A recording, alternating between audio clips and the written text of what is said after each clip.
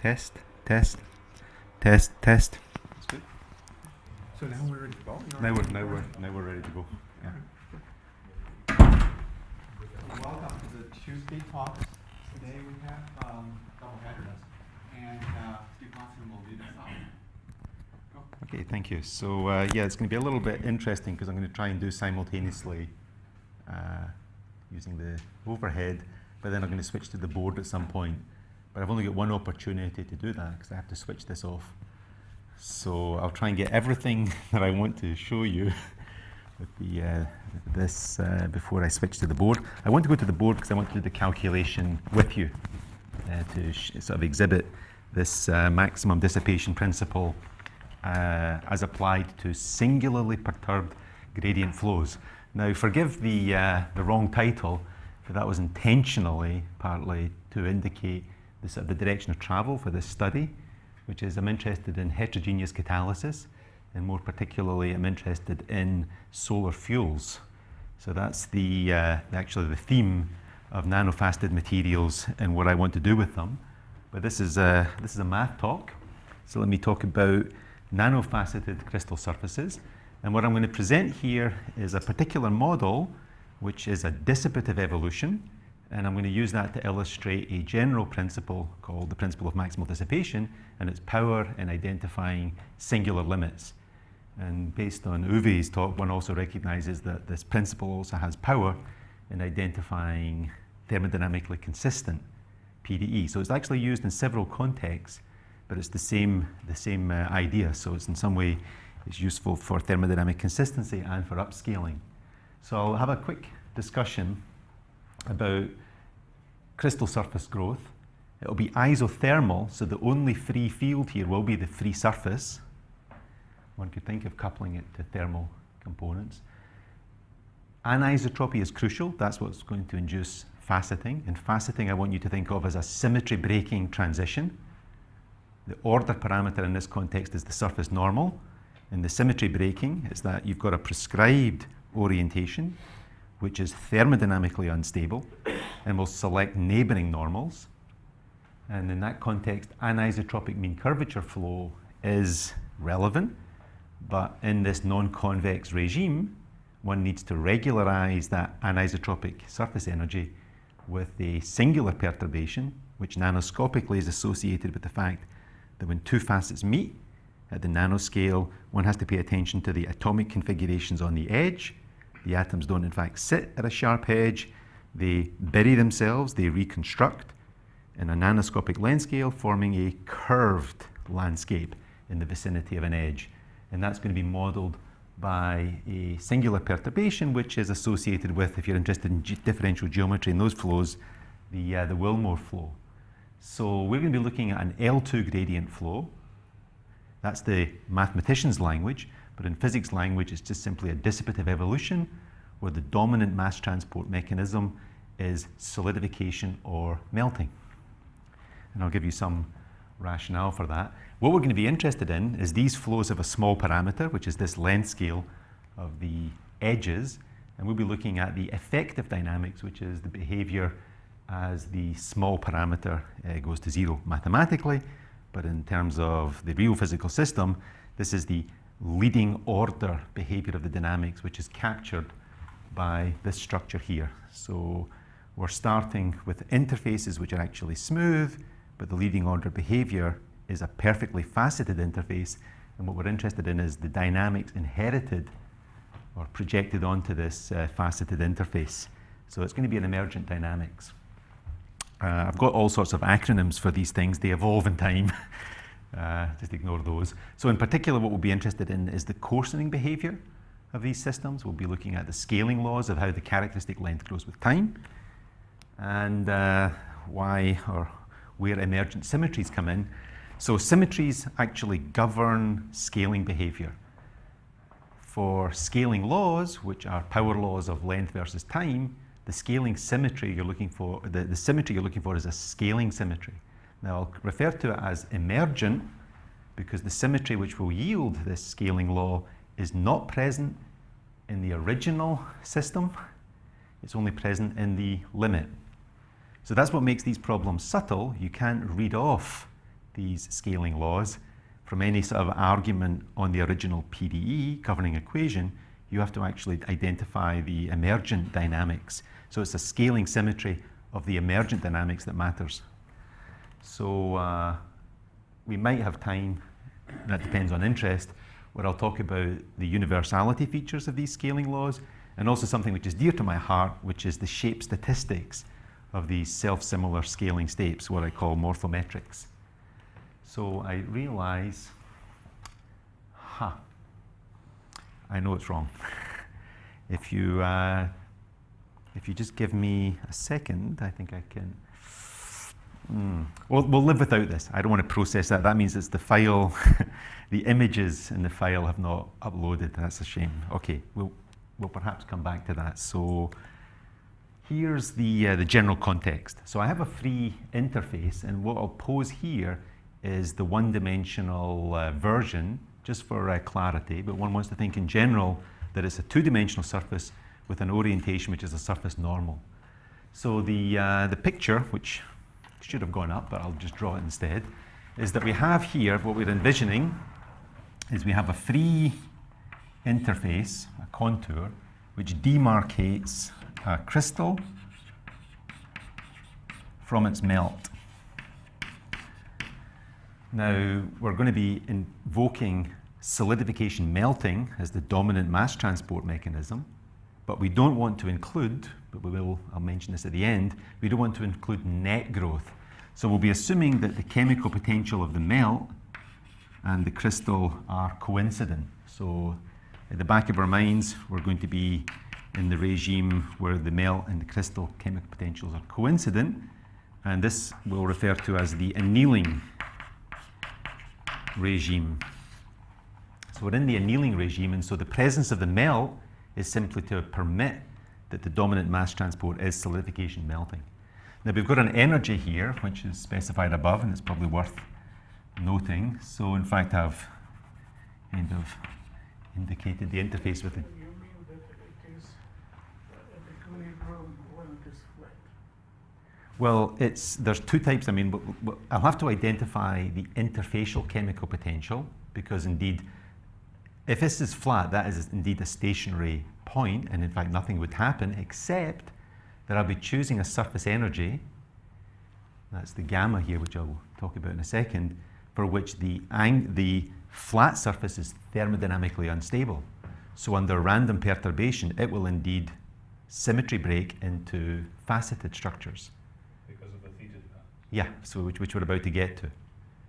So if you just if there was a flat surface at the right theta. Oh yeah, if there was a Wolf angle facet. Goes to a surface which is That's right. not at the preferred orientation. Yeah, yes. That would go critically. So if you let me do some calculations which relate to, given that energy, we'll calculate the chemical potential of the interface, then we'll identify the corresponding rate evolution of that interface via attachment-detachment kinetics. So we'll introduce a preferred axis, which you could say would be our original plane, and with respect to which we'll be measuring the angle, the local angle of tangent planes. So this is our fixed polar axis, which you should associate perhaps with the original plane that we start with, and then each tangent plane makes the corresponding angle theta with respect to that polar axis, and that's the anisotropic dependence of the surface energy that's encoded through this parameterization. One could equally well parameterize it with the normal, but it's convenient in this context to think of the slope, or the angle of the tangent line. So okay, we have this anisotropic dependence, that's encoded in terms of gamma hat. So this gamma hat is a constitutive law, so given my Carnegie Mellon training, all constitutive laws have hats. So that's given, this has a particular fixed structure. It's a function of the angle, that's the surface energy, or the orientational part of the surface energy. The orientational part of the surface energy, and it's anisotropic, and we'll specify in particular the type of structure in general that will impose on gamma. And then we also have this bending energy. So we have a curvature term, curvature being the arc length derivative of the angle. And we're going to be penalizing rapid changes in curvature via this bending energy. So the kappa squared term is a bending energy. And that captures the nanoscopic reconstruction that's happening in the edge between facets. And then there's a parameter alpha, and if you look at this dimensionally, alpha is a length scale. So by that means you program in the length scale over which this regularization occurs. So just dimensionally again, curvature scales, angles are dimensionless. This is a dimensionless function of angle. Curvature scales like 1 over length. So we have a 1 over length squared, so multiplying by a length squared dimensionless. And so that dimensionless combination, they're in competition. And then the factor in the front, this script E is just an energy scale. So that's an energy per unit length, or in 2D per unit area. Okay, so that's just mapping out the energy of interest. So what one wants to do with this interface is calculate the associated chemical potential. So we'll get there in a second, but what structure are we going? Is it obvious there isn't a spontaneous curvature term? Actually, that's an interesting question. It's not obvious that there isn't a spontaneous curvature. Yeah, and one could maybe think about programming that in. Okay. If you're interested in membrane theory. Well, that's right, yeah, but just you don't have a symmetry between the two sides of the interface. So you could imagine that the energy did prefer to bend one way rather than the other, potentially. Once you're looking at the term. Okay, it's worth noting because there are nice models which, so we can ignore all the missing figures. So the key thermodynamic quantity associated with anisotropic surface energies, the signature of instability, is not just its second derivative with respect to angle, but this linear combination of the surface energy plus the second derivative. If we have time and if there's interest, I can actually make some of these calculations explicit, but this is the quantity which is the signature of instability. If that quantity is for a given angle negative, then the corresponding interface with that angle is unstable. So we'll take generically in our minds, we'll choose our gamma hat so that the surface stiffness at theta equals 0 is negative, so that's an unstable orientation. We'll assume that there's a symmetry in this surface potential, so if you like, this is a high symmetry unstable interface. And we're about to just illustrate here what one would denote as the geometric double well construction. So if you're familiar with energy minimization involving scalar potentials, then the bitangent construction identifies the corresponding minimal energy states. In this geometric context, the analog is the Wolf construction. So this condition here is the condition that when you're off of the unstable orientation, you're sliding downhill on the energy landscape. And this combination being 0 is the minimum energy state. And again, there are two terms, a derivative and the surface energy playing a role. So this term here is that that minimum energy state is itself locally stable. What happened to the curvature term? I'm specifying this. I'm specifying the structure. So this is not. There's no lemma or theorem here. I'm stating if one only has this energy, the anisotropic surface energy, neglecting the curvature term, then this construction would identify the minimum energy states. But right now, in fact, I want you to just view this as a positing of the structure of the gamma of interest to me. Okay, so we haven't yet really gotten to any evolution equations or minimization yet. So that's the structure of gamma, which I'll assume, and the corresponding omega would be the Wolf angle. So roughly speaking, what I've said to you is I've got a geometric double well with minima at minus omega and plus omega. So to make that analogy with standard things. So we can ignore that, and we're on to the surface chemical potential calculation. So what's illustrated here is the following. So we've got our energy above, and I'm calculating the variation of that energy from taking normal deformations of the interface.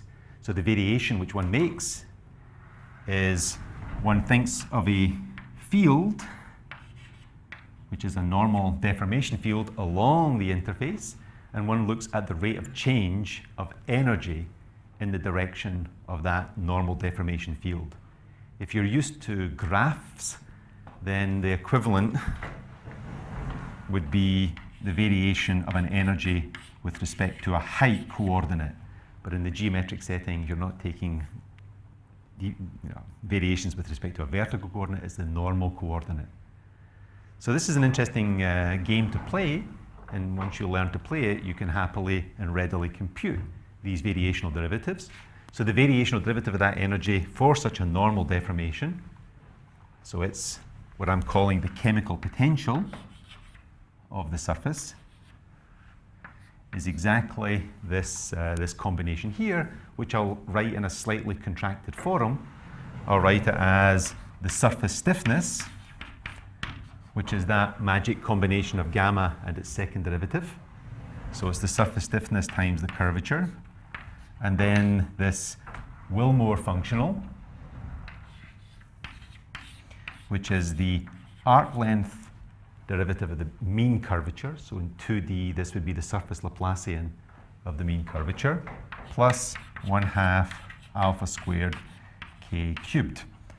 Now, the only thing I would note is that to get a field, there's a sign error there, that should be plus, is that just as there are two terms here, there are two terms here, and that's because when you deform an interface, there's two ways to change the surface energy. One is to increase the perimeter, and the other is to rotate.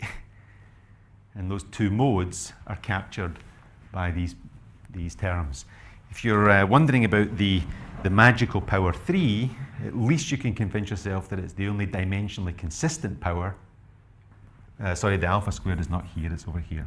So this is the only dimensionally consistent power. This scales like 1 over length cubed. So if you're having doubts about why 3 and not some other exponent, that's something to remember.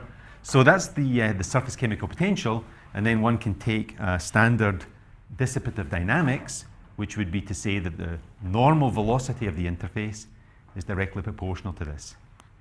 Here I've set the kinetics or mobility coefficient to 1, because ultimately I'm going to scale all of these things out. If there's one feature I want you to focus on here, it's not the fact that it's 1. Let's assume that it's isotropic kinetics. That's maybe the more important feature for this model. Yeah? So that's the kinetically mediated. Stephen, sorry, you lost me there. Yeah. So what was the variable you were taking the variational derivative with respect to? Is somehow related to the normal? Yeah. So I think it's useful to think in terms of kinematics rather than in terms of tangent vectors. So the calculation that you really want to sort of think of, I would guess, would be, imagine this is an interface which is evolving in time.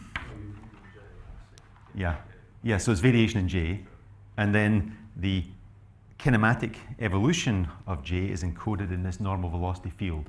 So that's exactly what's being computed here. So to make that sort of maybe clear for those who are not familiar with these calculations, the game would be the following. You take this energy, the one that's specified above, you evaluate it along this time evolving interface, and you compute the derivative with respect to time.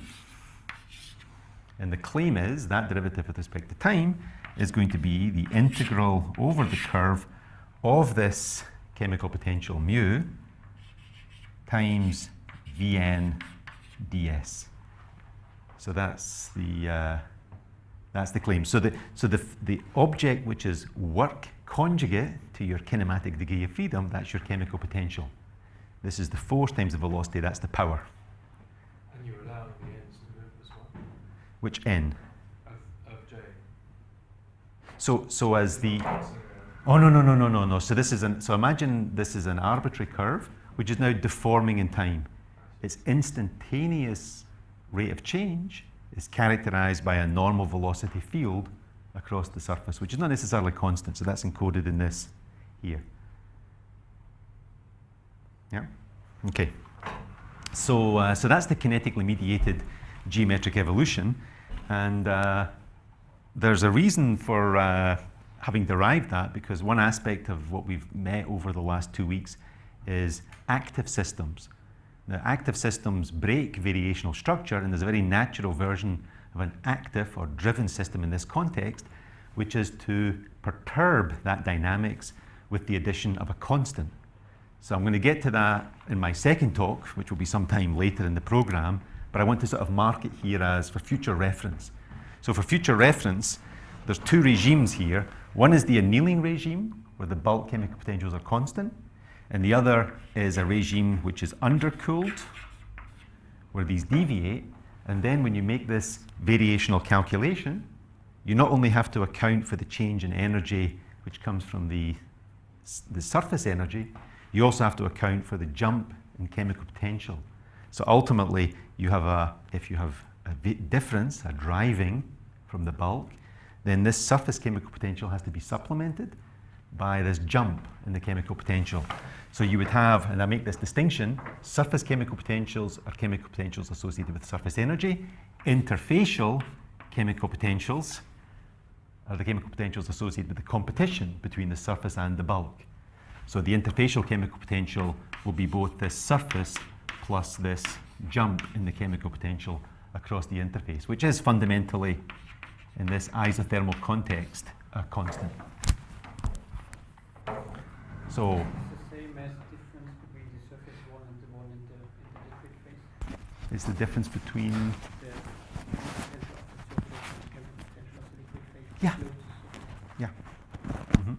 So with appropriate scalings, that more general problem is going to collapse to this single dimensionless form where everything is encoded in this dimensionless parameter epsilon, which is going to be measuring the competition between the surface energy and the bulk energy.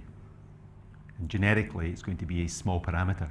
So the interesting thing to see there is that if you get rid of all the surface energy contributions, the curvature and the Laplacian terms, then in fact you have a hyperbolic problem.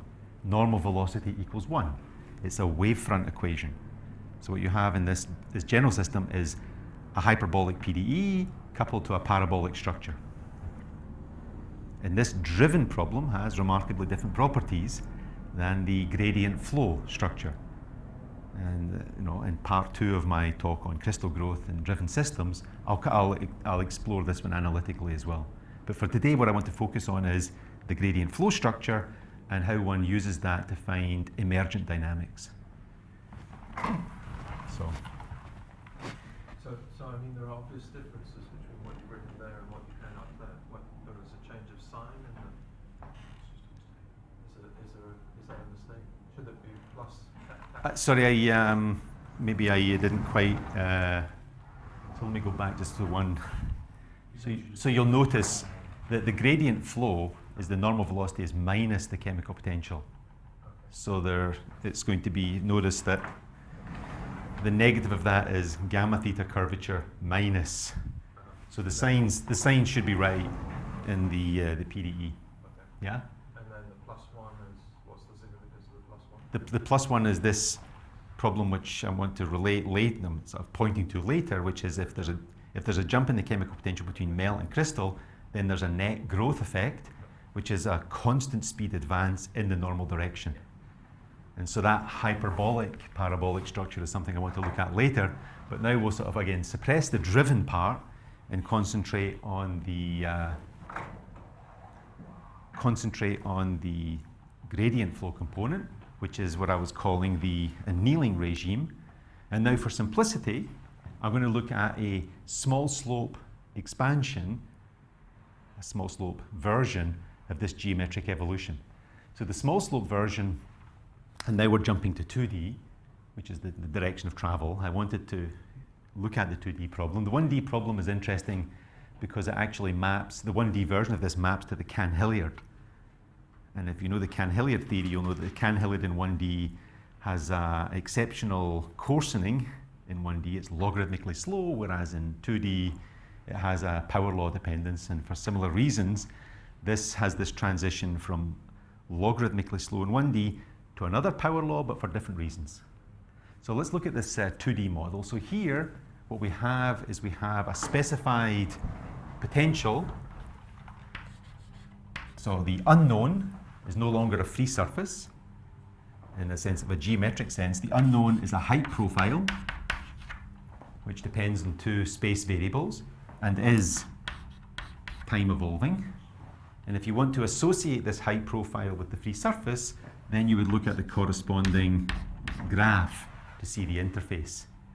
So the primary field of interest is a scalar field, and the energetics of that field are encoded in a non-convex potential, which is going to select preferred gradients. Selecting preferred gradients is equivalent to selecting preferred normals. So this is mapping to the normal selection. And then the penalization for curvature is going to be encoded in a linearization of the curvature, the Laplacian of the height profile squared. So the problem of interest, which is associated with this, is that there's an energy which takes that form. So that's an energy of a height profile, which has, again, a non-convexity, selecting preferred gradients, and a curvature penalization, which will mediate jumps in the gradient and introduce a boundary layer that regularizes those. So the evolution equation, as stated, is just like here. It's a dissipative flow. So you're going to calculate the variational derivative of E with respect to H, and then take the gradient flow of that. So that's the dynamics which is encoded there, and that's the small slope version of this geometric evolution. So there's a figure here which is supposed to illustrate that we've got control over this potential. This potential is a constitutive function. We are free to supply it. And in crystal growth contexts, discrete symmetry groups are natural. And so we'll be choosing this potential to be minimized. So here's the gradient plane.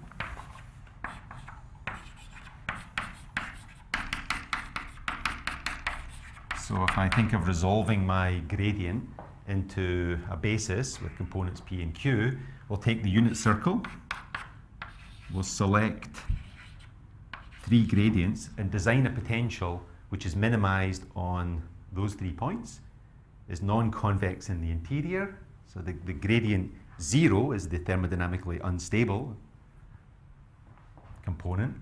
Minimized here, and think about the structure of solutions to this PDE as time evolves. Now, I guess it's such a shame I don't have the image, because the image which is here, is kind of crucial. It exhibits the faceting which emerges from this. So I think it's probably worth pulling out quickly to take a look at this this image. Triangular pyramids, or what you get? Yeah, you'll see. So so let's see if I can. So control open. Let's see if I can. Oh, actually, let's cancel that. I think there's another file that I can pull up. Aha. So let's quickly. Oh, that's tech. One more time. Control open. There's an MRS talk in here somewhere, which would be ideal if I can find it. Is it here? Yeah.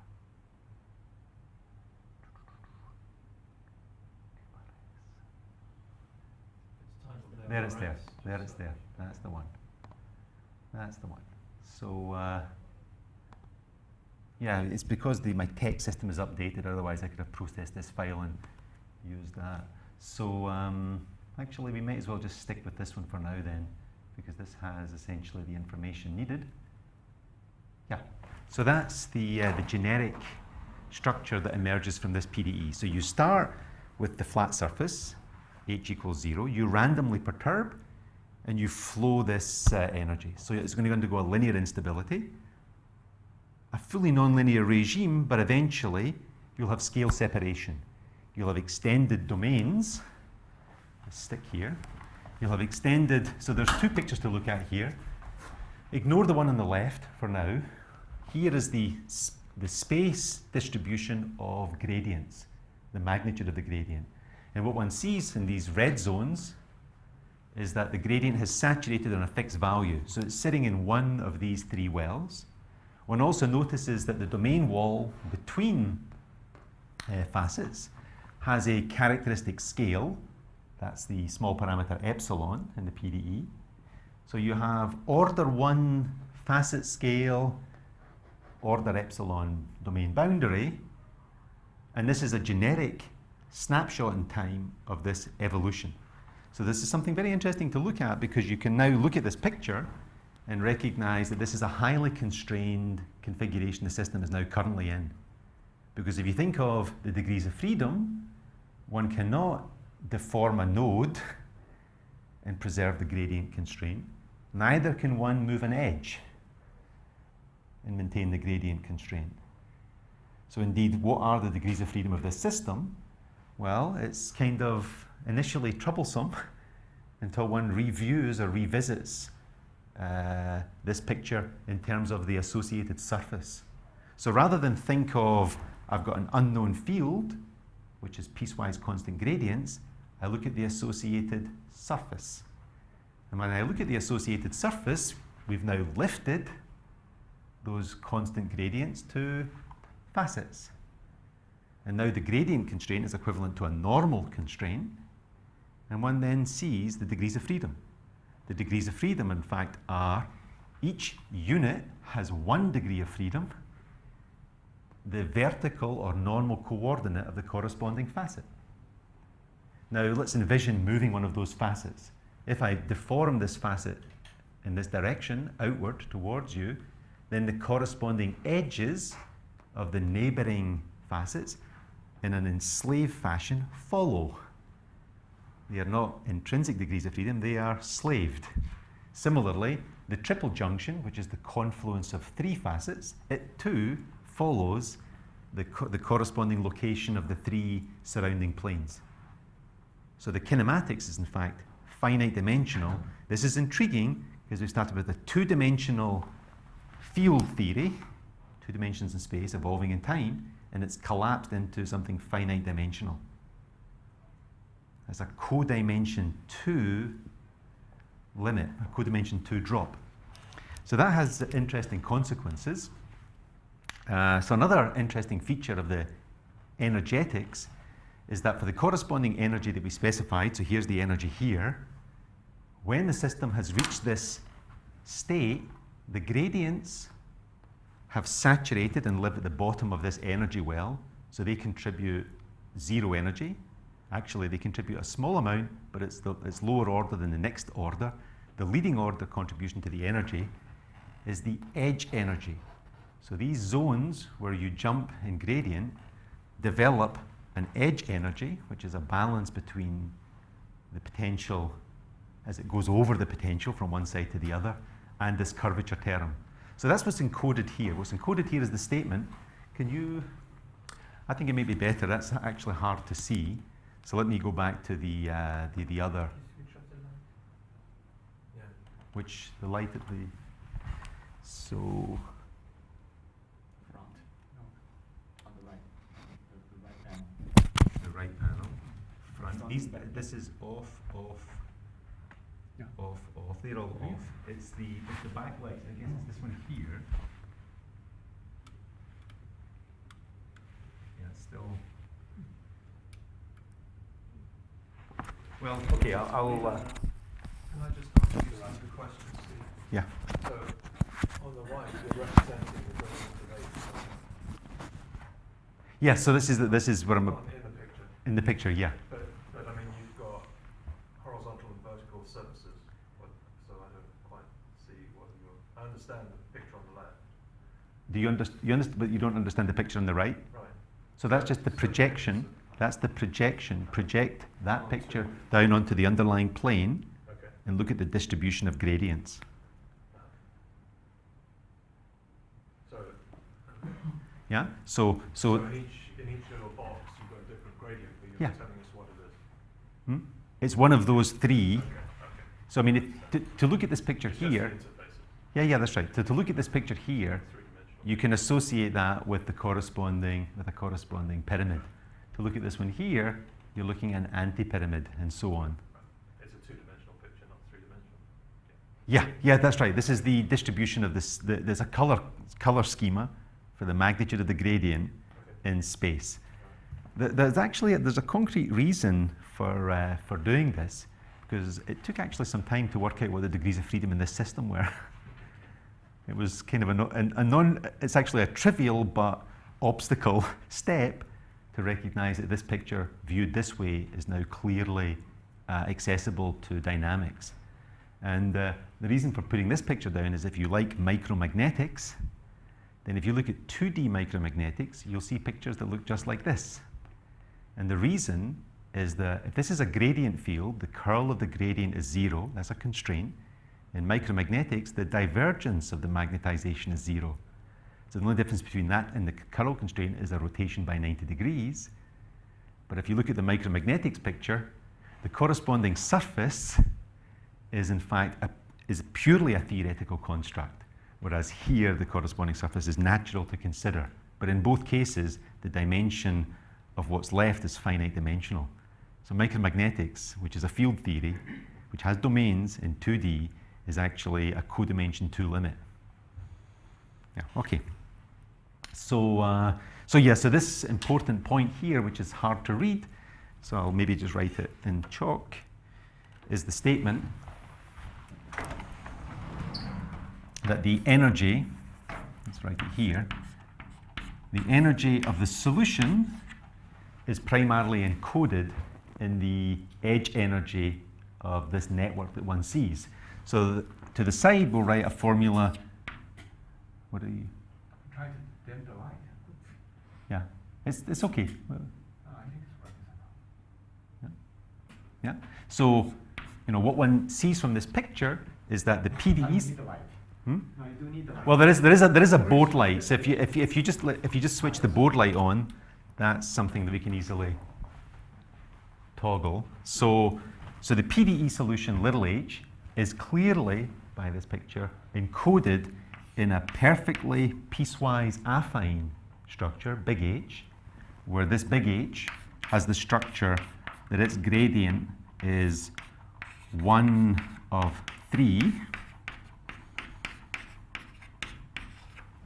And the only deviation between the PDE solution and this perfectly faceted interface is the order epsilon boundary layer, a little hump, so to speak, around the edges. So up to leading order, the kinematics of the PDE solution is slaved to this perfectly faceted interface. And therefore, we can look at this formula this way. The energy of the solution is in fact the perimeter of the edge set of this leading order piece. Important details which are not written here, so are worth writing on the board, is that the energy is the perimeter of the edge set of the perfectly faceted interface.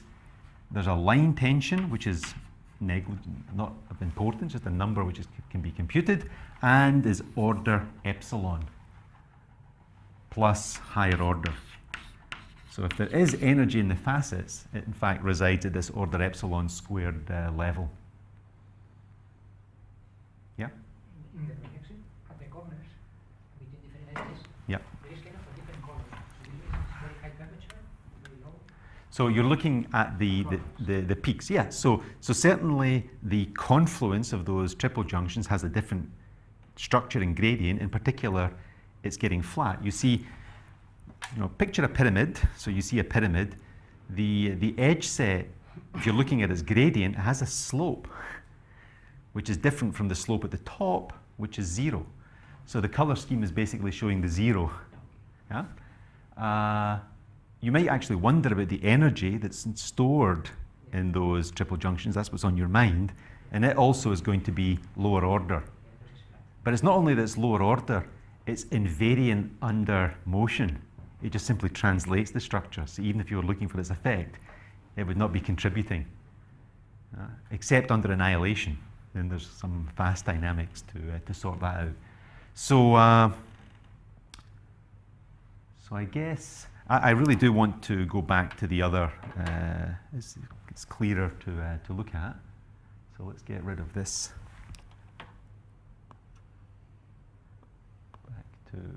Back to here. Yes. So that's just encoding that the PDE of interest is in fact this gradient flow structure. And here's this information on the leading order piece with this offset in epsilon. And the phenomena of interest for this problem is that if you simulate the PDE, as people like Siegert did, and then a few others, they would have observed that the average length scale of a facet scaled like t to the 1/3. So what we're after and looking to understand is this 1/3 exponent. That's the goal. So here's a statement about the kinematics, which is what I went through. The structure of interest, script H, has finite degrees of freedom, and its corresponding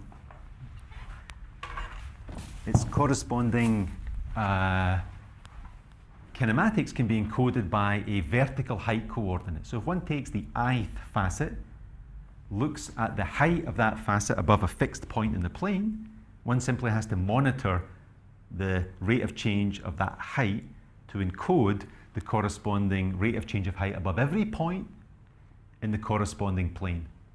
So if one looks at the velocity distribution of this piecewise affine structure evolving in time, it's a list of facet velocities constant over the corresponding projected facet area. So that's the kinematic structure of script H. But when you use that, you have all the rectangles or any polygonals? Yeah, it's general shape. What's the issue for you? What are you thinking? No, I just felt that for triangles, for rectangles, you can parameterize by one parameter, but for the general shape. So if I give you a facet in the plane, and I say to you, its normal is fixed, and then I ask, how many degrees of freedom does it have? What role does its geometry play in that? Okay, yeah. It doesn't have any role, yeah? It doesn't have any role, yeah? I mean, certainly the complexity of the network evolving around it will be, reflecting the structure, but it's still a one-dimensional, it's still a 1 degree of freedom object. Yeah? So, so the important thing now to note is that if my PDE solution is to leading order this, then the enslavement of its velocity, its enslavement to that, is represented here. That the PDE solution is to leading order a list of constants with an order epsilon deviation around the periphery. So this is kind of cute because basically what's happened in this problem is that it was a local evolution equation where dissipation, which was this variational derivative, was locally equated to the rate of change. So the original PDE was local. Now the energy has concentrated on a one-dimensional set, but the kinematics still remains two-dimensional. So if you think of the associated dissipation, which is what we're going to get to, when one of these domains moves, it dissipates over its entire area. So this PDE has arrived at a rather non-local configuration. It's driven by energy which lives in a one-dimensional set, and it dissipates now over 2 dimensions. So clearly what's occurred is an emergent non-local dynamics, and what we're interested in doing is to find out the law of motion which ensues. So it's quite like coarsening of fluids, right? So If I take binary fluids, the energy ends up focused on the thin interface between the 2 fluids. Yep. The dissipation can be viscosity and bulk. Yeah. So it's a similar way that you get an emerging Yeah. power law from the same type of separation, length scales and scaling. Yeah. So it seems Obviously it's a different power law and it's a different calculation, but Yeah. it seems quite analogous. So the problem you have in mind is if you take the Cahn-Hilliard, which would be a conservative evolution, then the limiting problem is sometimes referred to as the Mullen-Sakirka, where you have a free boundary and a concentration field. The energy is concentrated on the perimeter, and the dissipation is happening in the bulk field. The curiosity here, I guess the curiosity in this problem is the rigidity. Yeah. It's the codimension 2 feature of the degrees of freedom. So there is an interesting question, which is, how do you systematically derive the Mullen-Sakirka from the Cahn-Hilliard? So what I would argue is the methodology presented here would permit you to derive that law and any other law in 8 lines. So there's a there was an obstacle for the physicists who were looking at this, which is exactly this ability to communicate between local and non-local. In local expansions, which is the methodologies that exist for the Cahn-Hilliard, were not helping. Right. You'll see, but philosophically there's a lot in common. Yeah. Yeah. So that's just a summary of. I better speed up. This is a summary of where we're at. We've got a leading order structure, which is this piecewise affine surface. The challenge is that the kinematic structure involves 2-dimensional domains, but the energy is concentrated in a 1-dimensional set.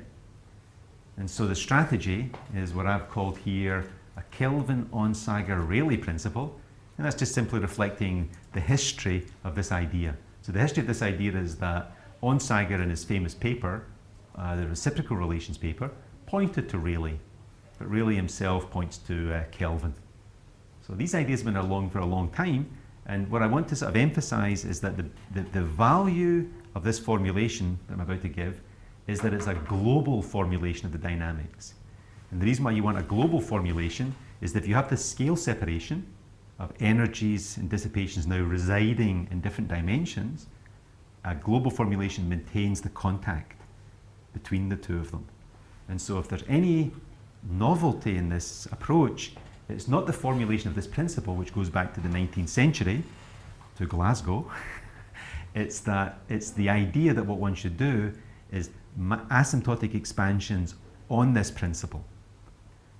Now I should comment that the formulation I give is slightly at variance with their view, slightly at variance with what one would call the Rayleigh principle, but I would actually argue that this formulation is better, and I hope you agree with me once I show you. So here's the claim. The claim, so there's a small detail here which I was basically suppressing. As I noted before, the energy was of order epsilon, so the corresponding velocities of these facets will be of speed epsilon. So in order to see those in the limit, one goes to a slow time scale, tau, and on that slow time scale, you have an associated rescaled energy.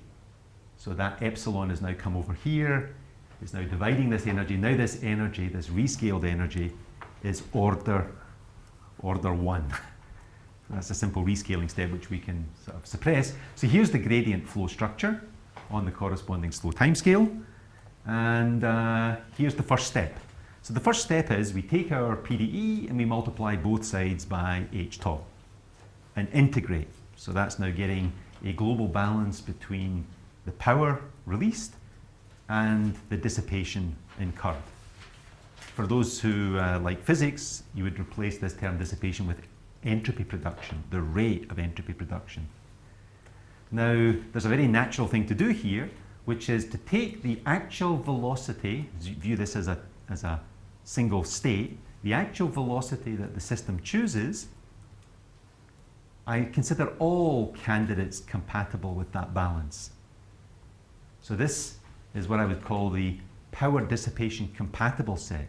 So again, if I know my state H, I know my corresponding chemical potential at that state H, I'm going to exit that state with a velocity which comes from that PDE, but in fact, this balance identifies a more general set. So let's look at the set of, again, H given, I know this chemical potential. I look at the set of all velocities it could exit with, which are compatible with this balance. Yeah, I'm running it. So that's the first thing. So the first thing to observe is that if I have a solution to my PDE, then indeed I can happily say that the velocity is compatible. It belongs to this set. But now there's something else one can say. If you look at all possible dissipations of members of that set, then the actual PDE solution is maximizing it. Now the reason for that is worth making a little detour. The reason is that is rather simple and geometric. So if you like Pythagoras theorem, this is where Pythagoras theorem helps you. So let's look at this compatibility set, and I'll just write it in a slightly different way. So we'll introduce an inner product, and the inner product is going to be an L2 inner product. So think about that as two velocities, if you like, two components. So that's the L2 inner product. And let's look at that relationship of compatibility with respect to that inner product. So what you can see is you have the chemical potential plus V times V integrated over the domain is 0. So what that's saying is that the chemical potential plus V is L2 perpendicular to V. That's a way to interpret that. So we now know that those two things are perpendicular. So now I can say, well, let me compute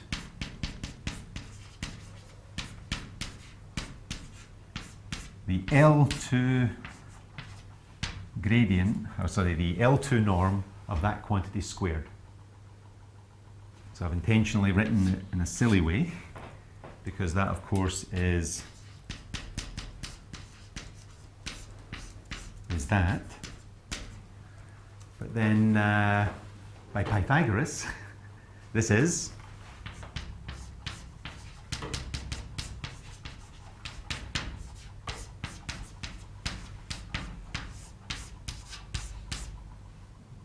where are we? Did I get this right? L2 squared.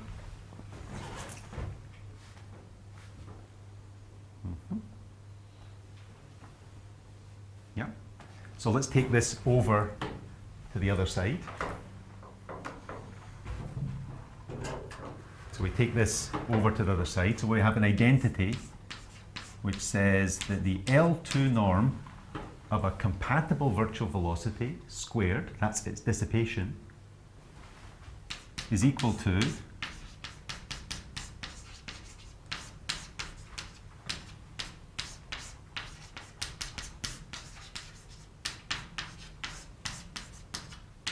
this.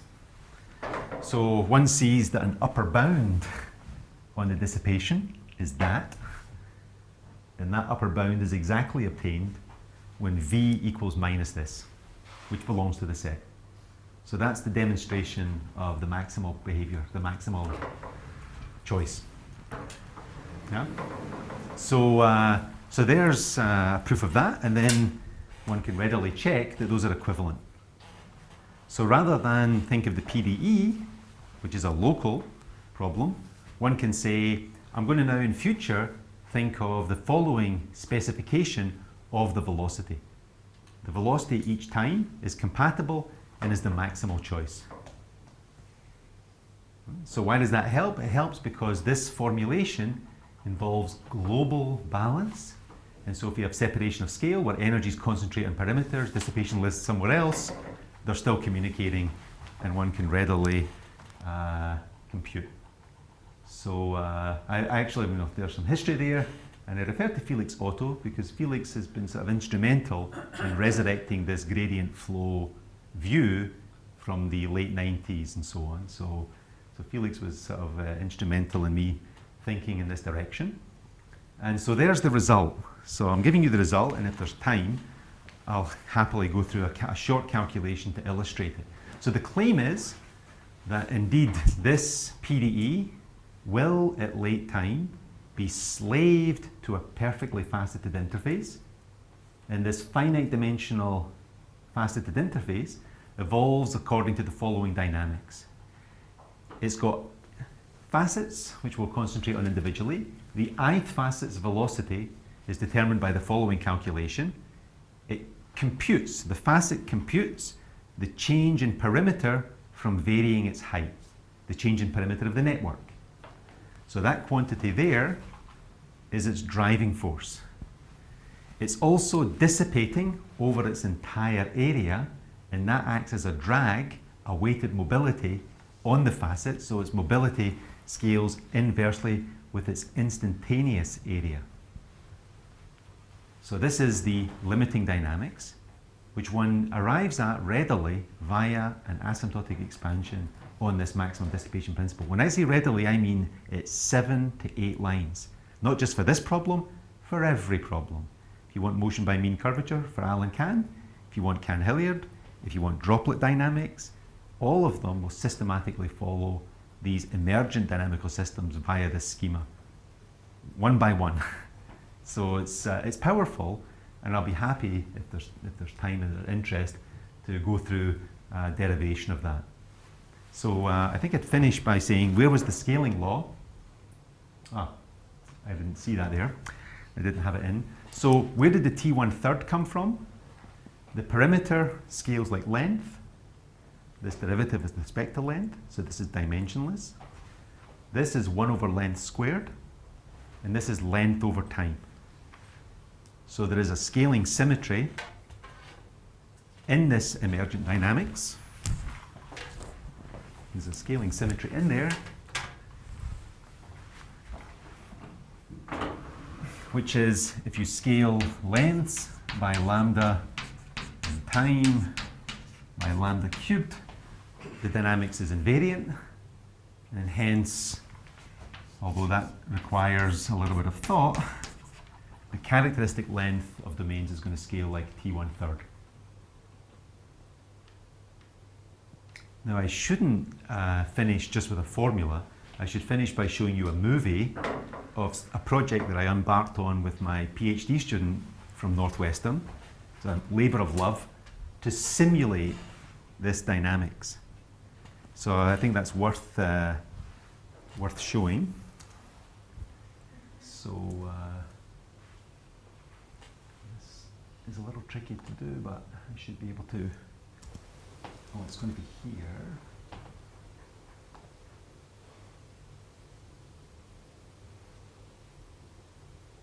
Is there an open recent? There should be. Wrong movie.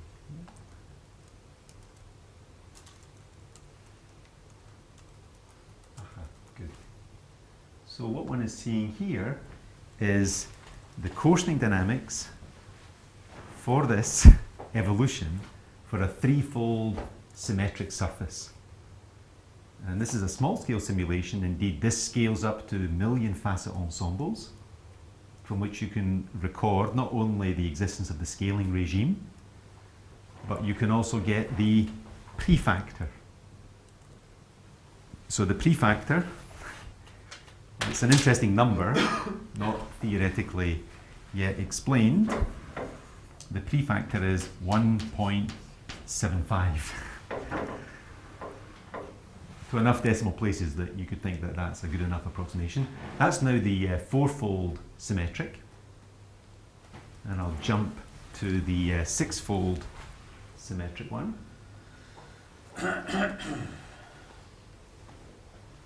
Where one sees these sort of faceted conical structures. Okay, so I'll stop there. I've definitely run out of time. Thanks for your attention, and I'm sorry I didn't get to the derivation part. In the interest of time, Yep. may I suggest that we defer all discussions to later? I think that's a good idea. Get on with the second talk right away, which will be given by Georgie